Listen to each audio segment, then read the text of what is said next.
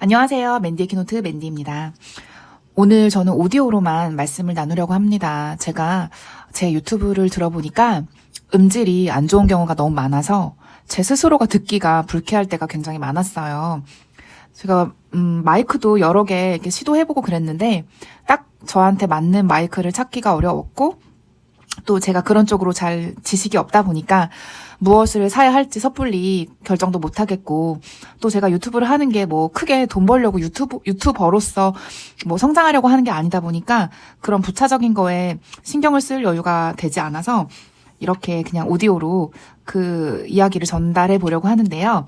뭐 저의 얼굴이나 저의 표정을 여러분들이 궁금해 하시진 않을 것 같고 저의 목소리로 저의 이야기를 나누려고 합니다. 저는 오늘 미팅을 들으면서 생각했던 것들이 있어요. 우리가 아메이를 하는 이유가 처음에 다 누구나 돈 때문에 하잖아요. 아메이 제품을 쓰는 건 제품이 좋아서 쓰는 거겠지만 아메이를 사업으로 한다는 거는 다 돈을 벌려고 하는 경우가 많죠.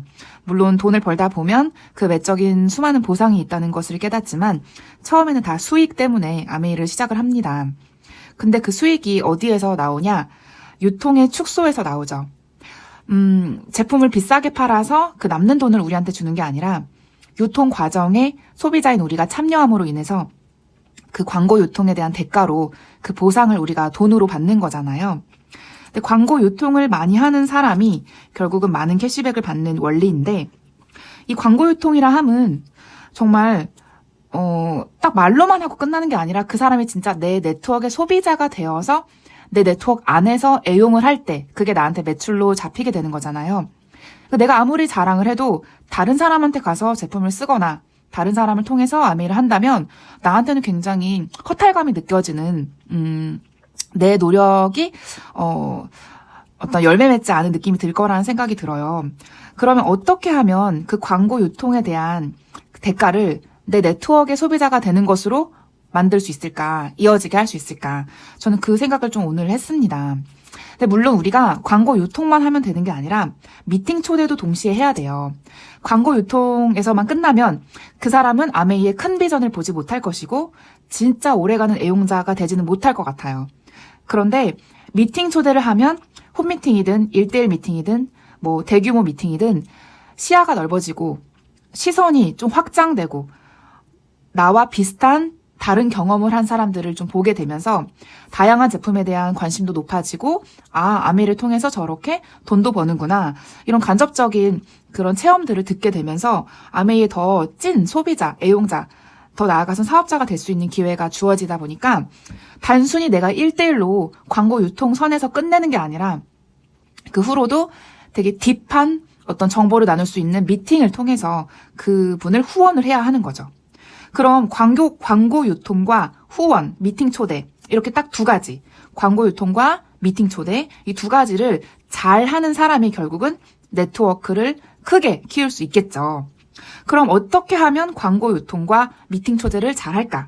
그게 우리의 관건이잖아요. 우리가 생각해야 하는, 고민해야 되는 관건이 되겠죠.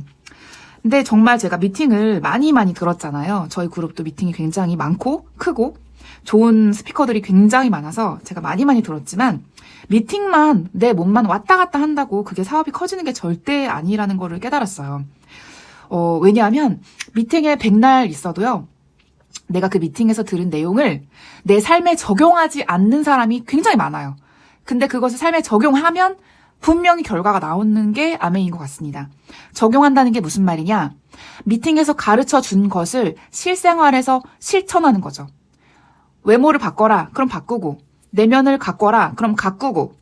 찾아가서 말을 해라. 그럼 말을 하고. 연락을 해라. 그럼 연락을 하고. 하라는 대로 하는 게 진짜 변화잖아요. 근데 그 변화를 너무너무 두려워하고 하고 싶어 하지 않고 꺼려하고 나랑 안 맞아. 내 취향에 안 맞아. 그렇게 말을 하는 거죠. 내 스타일이 아니라고. 근데 과거에 내 스타일을 계속 고수하면 내 삶에 변화는 없고 보상도 없는 거죠. 아메이가 주는 그 기회를 절대 누릴 수 없다 생각을 합니다. 그래서 광고 유통과 미팅 초대를 누가 잘할까? 누구의 말이 설득력 있을까? 그걸 생각해야 하는 것 같아요. 우리가 누군가를 정말 내 소비자, 애용자, 파트너로 만들려면 그 사람의 마음을 움직여야 하잖아요. 그 사람의 잔잔했던 어떤 마음 상태에 돌을 던져야 되는 거예요. 아무 일 없었는데 갑자기 내가 돌을 던짐으로 인해서 그 사람의 마음이 흔들리는, 그 사람의 어떤 마음의 파동이 생기는, 그렇게 될 때 내가 영향력을 미치는 사람이 되는 거죠. 그래서 저는 이 세 가지가 중요한 것 같아요.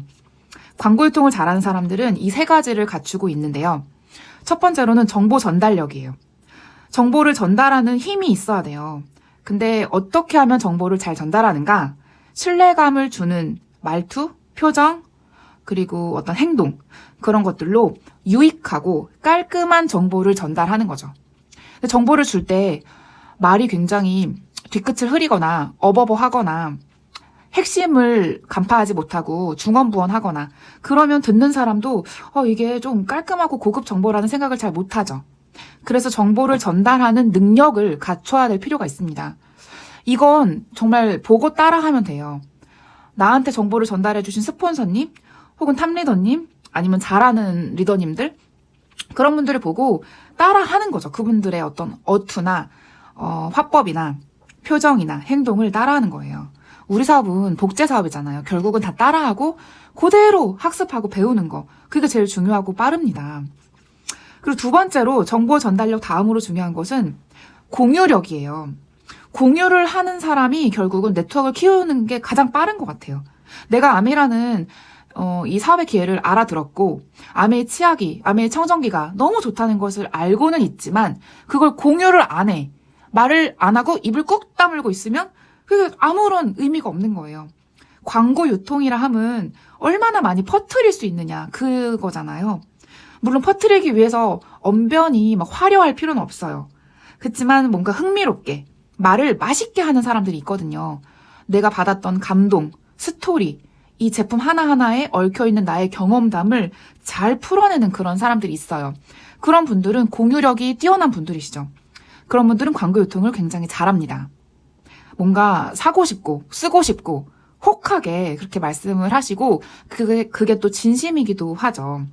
그리고 세 번째로 중요한 능력은 존재력이에요. 제가 지은 말이라서 좀 낯선 단어일 수도 있어요. 존재력이라 뭐냐면 존재감 있는 사람이 되어야 한다는 거예요. 나와 상대방이 둘이 있을 때 상대방보다 내가 더 영향력이 있어야 한다는 거죠. 그래야 그 사람이 나의 어떤 언어나 행동으로 인하여 영향을 받고 아메이를 생각하게 된다는 거예요. 어떤 모임에 갔을 때에도 내가 조금 기억되는 사람이 되어야 합니다. 그래야 사람들은 나를 보고 아메이를 궁금해하는 거죠. 저런 사람이 한다면 아메이가 궁금하다. 아메이 제품 쓰고 싶다.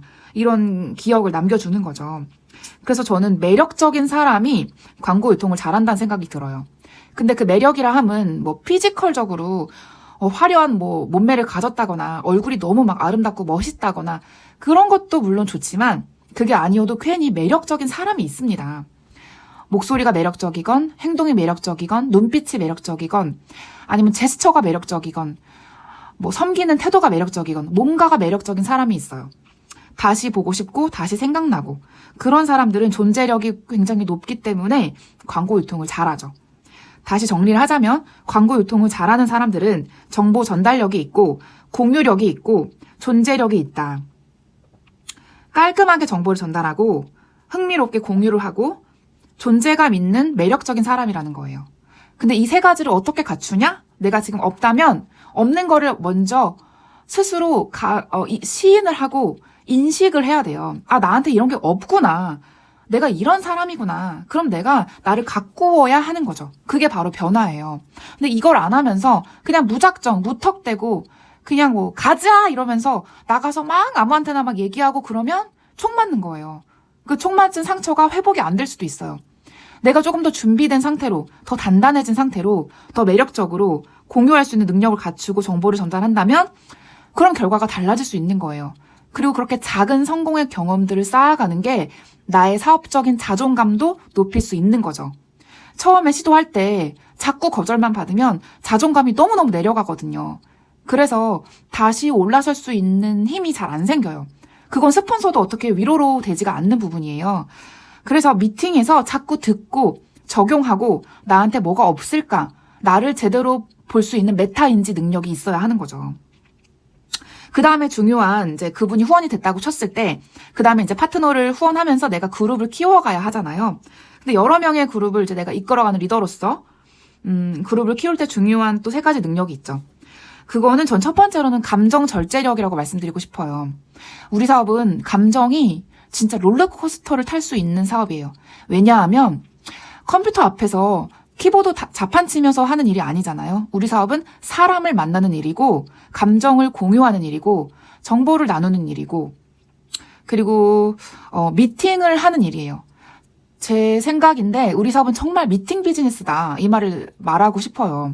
미팅 없이는 사업이 진행될 수가 없어요. 왜냐하면 미팅을 통해서 만남을 통해서 서로를 알아가면서 정보를 공유하면서 같이 시너지를 내면서 성장하는 거기 때문에 우리는 반드시 만나야 해요. 온라인도 좋지만 오프라인으로 만나야 해요.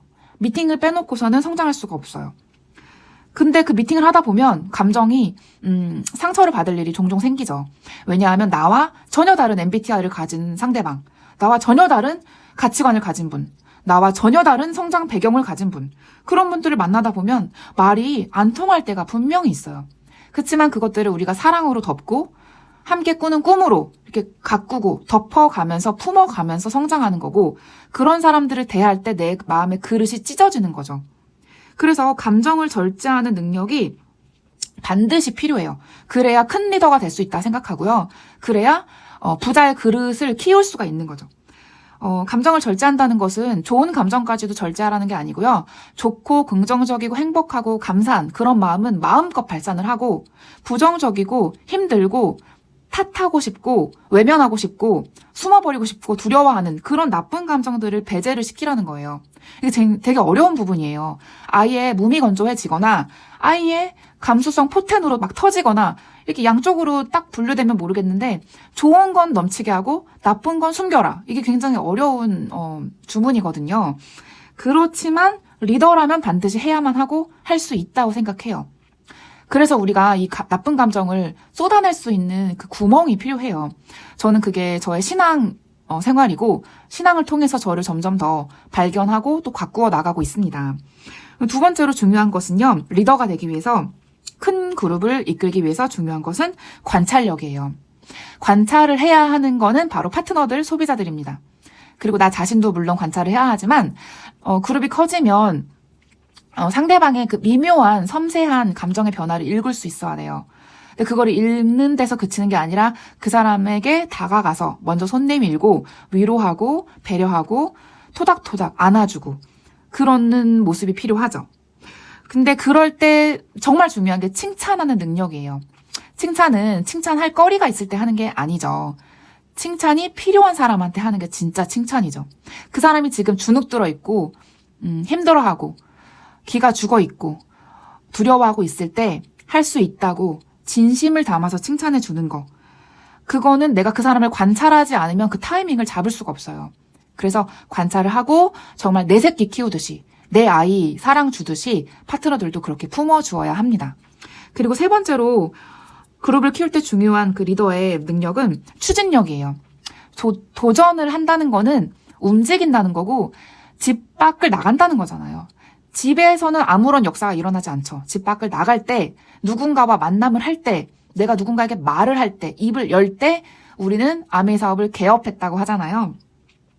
그게 바로 추진력입니다. 가만히 있는 게 아니라 망설이고 있는 게 아니라 어떻게 하지 고민만 하는 게 아니라 그냥 내지르는 거예요. 그 내지르는 행동이 추진력인데 추진력이 많은 분들도 있어요. 그냥 일단 질러보자. 그런 분들도 있죠. 그런 분들은 뒷수습을 해야 될 경우도 있지만 오히려 그런 분들이 저는 빨리빨리 경험을 쌓아가기 때문에 성장도 빠르다고 생각을 합니다. 너무 막 이것저것 재다가 도전해야 될 시기를 놓치고 타이밍을 놓쳐버리고 아까운 후원하신 분들을 놓쳐버리는 그런 불상사가 생겨서는 안 되죠. 그래서 항상 먹잇감을 예의주시하고 뭔가 먹잇감을 향해 달려가는 그 동물의 왕국의 리더들처럼 우리도 목표를 향해서 예의주시하면서 달려나가야 하는 그런 추진력이 리더에게는 필요하다는 거죠. 그래서 다시 정리를 하자면 수익은 유통의 축소에서 나오는데 그 유통의 축소는 바로 광고 유통비. 광고 유통비를 우리가 많이 가져올수록 우리는 큰 리더가 될 수 있고 광고 유통만 하면 되는 게 아니라 미팅 초대를 통해서 그 소비자 애용자를 파트너로 키워야 되는데 그 과정에서 필요한 능력들이 있다. 처음에 필요한 거는 정보 전달력, 공유력, 존재력이고 두 번째 그룹을 키워갈 때 필요한 것은 감정 절제력, 관찰력, 추진력이다. 이렇게 제가 여러분께 오늘 미팅에서 들었던 내용을 바탕으로 인사이트를 나누고자 했습니다. 도움이 되셨으면 좋겠습니다. 감사합니다. 사랑합니다. 축복합니다.